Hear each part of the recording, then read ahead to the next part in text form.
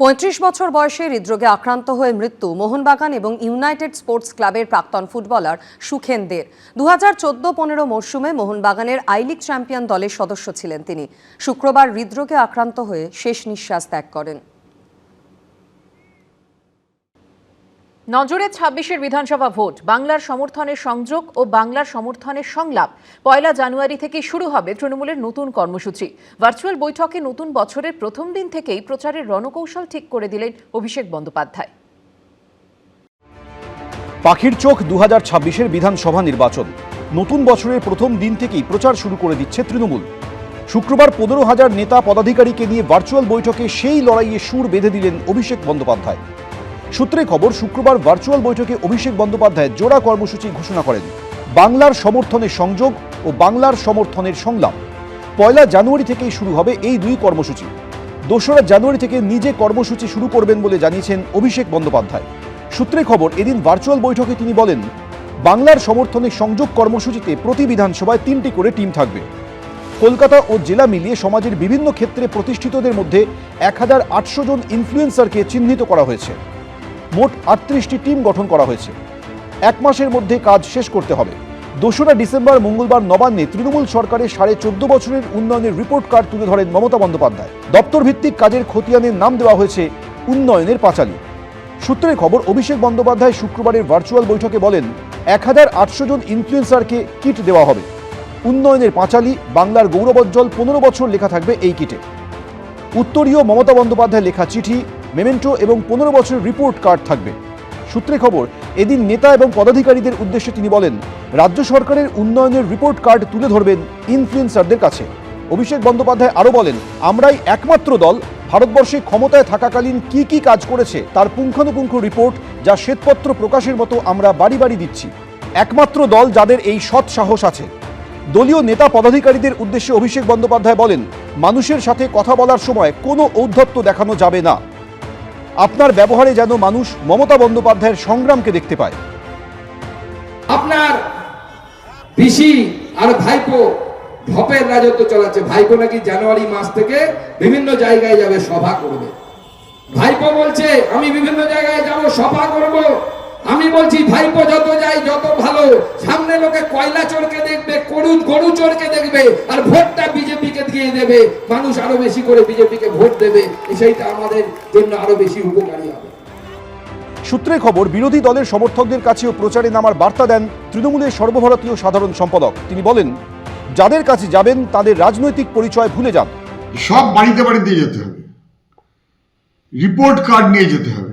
Report কার্ডে থাকবে কত হাজার শিক্ষকের চাকরি খেলে, আরজি করের অভয়া কি কাণ্ডটা ঘটলো, রিপোর্ট কার্ডে থাকবে। তামান্না খুন থাকবে, ডিএ থাকবে, গ্রামে গ্রামে কাজ নেই থাকবে, পরিযায়ী শ্রমিক। রিপোর্ট কার্ডে এগুলো যেন সব ঠিক মতো করে থাকে, যে বাংলাকে কিভাবে ধ্বংস করেছে তৃণমূলের রাজত্ব।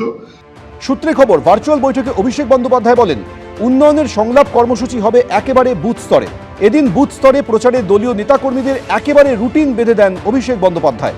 তিনি বলেন, সকাল ৯টা থেকে প্রচার শুরু করতে হবে। প্রচারের অংশ হিসেবে ধর্মীয় স্থান পরিদর্শন করবেন।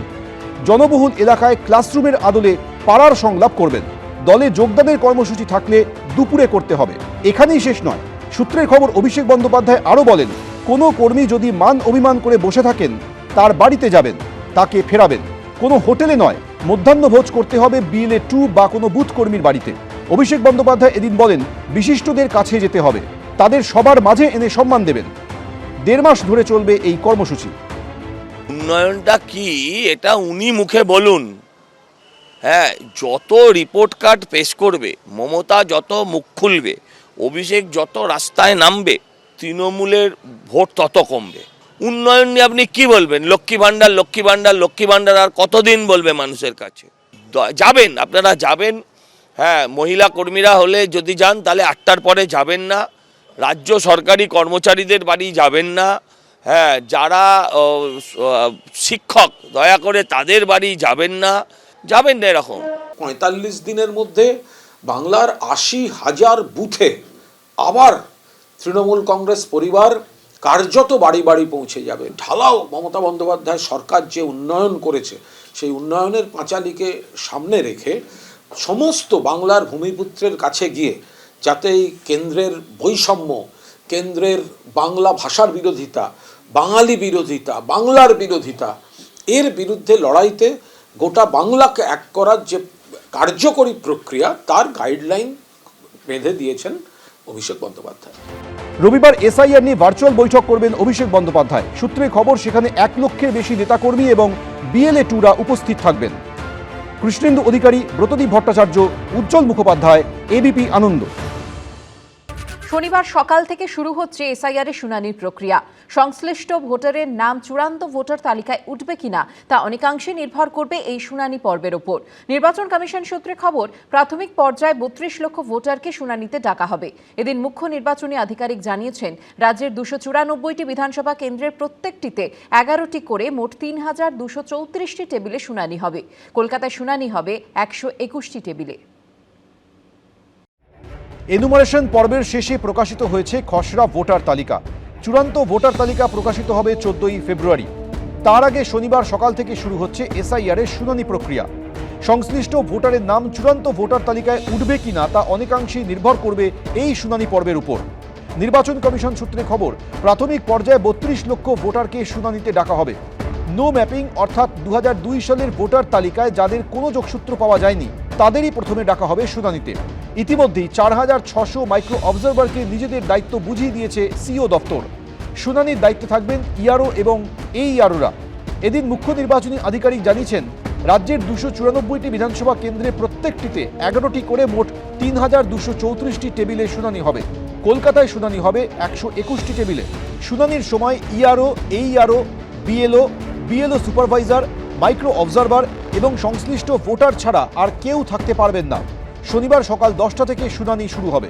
তবে শুনানির সময় কোনো সিসিটিভি বা ওয়েবকাস্টিংয়ের ব্যবস্থা থাকছে না। শুনানি স্থলে ইআরও, এইআরও, মাইক্রো অবজারভার এবং সংশ্লিষ্ট ভোটার একটি রেজিস্টারে সই করবেন। পরে সেই ছবি আপলোড করা হবে। এনুমারেশন ফর্ম ও রেজিস্টারে থাকা ভোটারের সই মিলিয়ে দেখা হবে। অন্যদিকে সূত্রে খবর, শুক্রবার সাংসদ, বিধায়ক ও জেলা নেতৃত্বের সঙ্গে ভার্চুয়াল বৈঠকে অভিষেক বন্দ্যোপাধ্যায় বলেন, কারো নাম বাদ গেলে তাকে সরাসরি শুনানিতে নিয়ে যাবেন। যোগ্য ভোটারের যা যা প্রয়োজন তাই করবেন, একটা নামও যেন বাদ না যায়।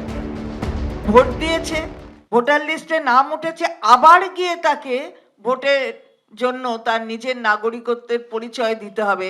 যখন সুপ্রিম কোর্ট বলছে যে ইসিআই কিন্তু নাগরিকত্বের পরিচয় মানে দেওয়ার কোনো লোক নয়, সুতরাং তাকে আবার ডকুমেন্ট দেখাতে হবে, আবার যেতে হবে। এটা করছে বলে এই একটা ভয়ের ক্ষেত্র তৈরি হয়েছে, আর এর দায় সম্পূর্ণভাবে নির্বাচন কমিশনের। ভোটার তালিকা স্বচ্ছ হবে এই ভয় তৃণমূল পাচ্ছে, কারণ তৃণমূল কংগ্রেসের ভিত্তি হচ্ছে, ভোটে যে তার ভিত্তি হচ্ছে দিনের পর দিন এই মৃত ভোটার, এই অনুপ্রবেশকারী, এদের উপরে ভিত্তি করে দীর্ঘদিন ধরে তৃণমূল কংগ্রেস হিয়ারিং নিয়ে কেউ ভয় পাচ্ছে না। একমাত্র মমতা বন্দ্যোপাধ্যায়, অভিষেক বন্দ্যোপাধ্যায়, তৃণমূল কংগ্রেসের সমস্ত চর্চা চলছে না, কেউ ভয় পাচ্ছে না। শনিবার রাজ্যে প্রায় সব জায়গায় শুনানি শুরুর কথা, কিন্তু ডায়মন্ড হারবার এবং ফলতা বিধানসভায় শুনানি শুরু হয় শুক্রবারই। নির্বাচন কমিশন জানিয়েছে, পরবর্তীকালে নতুন ভোটারের নাম তোলার ক্ষেত্রে সিএ সার্টিফিকেট জমা নেওয়া হবে। এদিকে কাজে যোগ না দেওয়ার কথা জানিয়ে এদিন সিও দপ্তরে আসেন বেশ কয়েকজন মাইক্রো অবজারভার। অন্যদিকে এখনো পর্যন্ত কাজে যোগ না দেওয়া এবং তার কারণ না জানানোর জন্য 778 জন মাইক্রো অবজারভারকে শোকজ করেছে কমিশন। রুমা পালের রিপোর্ট, এবিপি আনন্দ, কলকাতা। এবিপি আনন্দ, এগিয়ে থাকে, এগিয়ে রাখে।